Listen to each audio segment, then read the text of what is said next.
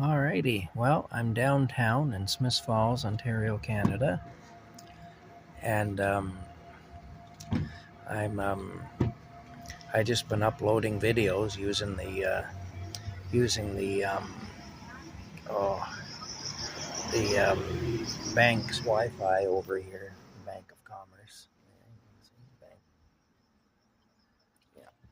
Well, anyway, um, I've been using their Wi-Fi to save on my data because I'm running out of data. I've only got a couple of gigs of data left, and that's got to do me until the 23rd of this month. So I've got a few days left.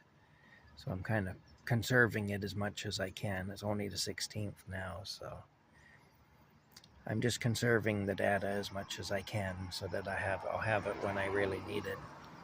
Anyway, I want to give you a little bit of a report on the Buy Me a Coffee Fund.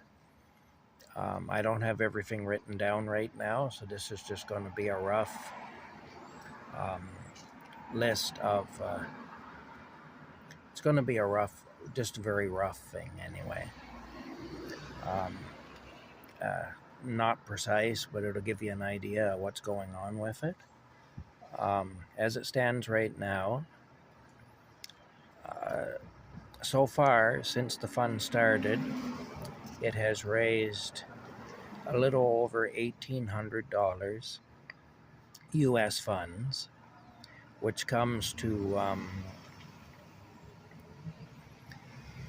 over $2,100 Canadian funds. Again, I don't know the exact figure, but when it comes to that, it's so far some of the bigger things I've done with it are I've done all my back taxes for the last 4 years at H&R Block. That cost $600 in total, but there's going to be around $7,000 coming back to me in refunds and tax credits and all that stuff that's owing. I've done that. That money's going to go to pay down my line of credit and so on. So that was one of the bigger things I did with the money. I've also, like I say, I put gas in the truck. I bought groceries. I bought some clothing and equipment for my business that I do, my property maintenance business. Like, for example, I bought these boots here, which are going to help me a great deal when I'm doing my property maintenance stuff this spring, because the properties around here tend to be waterlogged. Last year it was pretty miserable going around with my feet soaking wet all day. Plus it rotted my shoes. Constantly my feet being wet like that, it actually rotted my shoes. So it's kind of a good thing anyway to have good rubber boots. Plus these rubber boots offer a certain amount of chainsaw protection. So in the event of the chainsaw slipping or whatever, as long as it hits me in a part of my leg that the boot is covering, then it'll minimize the damage or eliminate the damage. So that's the thing with that anyway. But at least slow the chainsaw down, you know. So yeah, there's that. I have I booked the truck in tomorrow to have the transmission mount put back into it, and the lower transmission mount is missing. So the transmission and the engine and everything aren't lining up right.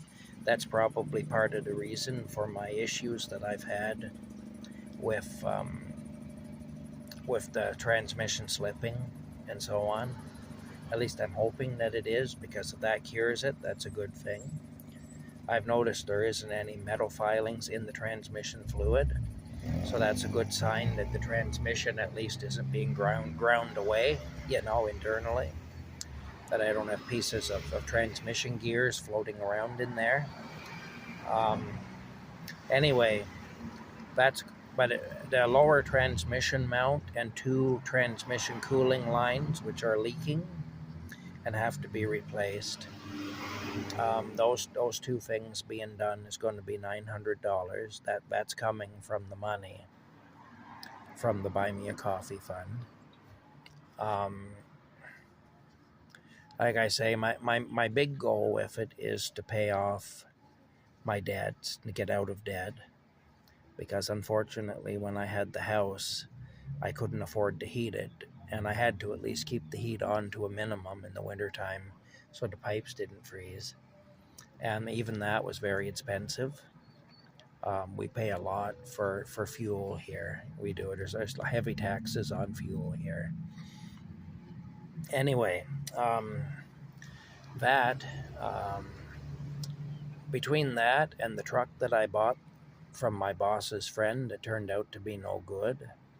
I ended up in debt to the tune of $15,000. I managed to pay that down to $10,000, and then I bought this truck, and I had to do so many repairs to it, I ended up back in debt again, and ended up running my debt back up anyway. So I'm hoping to pay down all my debts, basically, to get that done. That's the goal. And then after that, to save a bit of a nest egg. Apparently, with the disability pension, they're trying to put me on a medical-only pension, which means I would have dental coverage and drug coverage, and I guess eyewear coverage too, probably. But I wouldn't have any money coming. I wouldn't be eligible for any money. And they want to, when you turn 60, they force you to take the Canada pension, retirement pension, but you're only eligible for a small portion of it at 60. So what happens is people who are on Ontario disability, when they force them to do that, this is what I've heard from a few people this has happened to, they end up with about $400 a month to live on. So again, they're already cutting me off the money portion of it anyway. But if for some reason I got back on the money portion of it, that would only last until I'm 60, which is coming quick. And then I would be reduced to $400 a month income, which nobody can live on that in this era. I mean, the maximum payment on the disability pension is $1,200, and nobody can live on that in this era. That's why so many people are ending up homeless, because the rent, even for a studio or a one-bedroom apartment, is more than that now. Anyway, lots of hardship, tough times, you know. Anyway, the bottom line is I need to save a bit of a nest egg for when things get tougher later on, which they're bound to do.